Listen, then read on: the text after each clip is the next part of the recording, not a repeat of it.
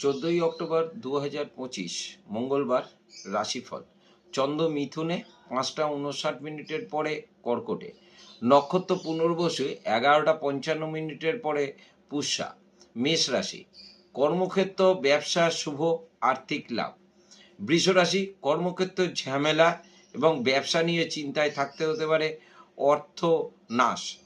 মিথুন রাশি: শত্রুর দ্বারা ক্ষতি হওয়ার সম্ভাবনা রয়েছে, ব্যবসা নিয়ে চিন্তা। কর্কট রাশি: মানসিক দুশ্চিন্তা এবং শারীরিক পীড়া, অর্থ ক্ষয়। সিংহ রাশি: মোটের ওপর দিনটা শুভ এবং আর্থিক লাভ।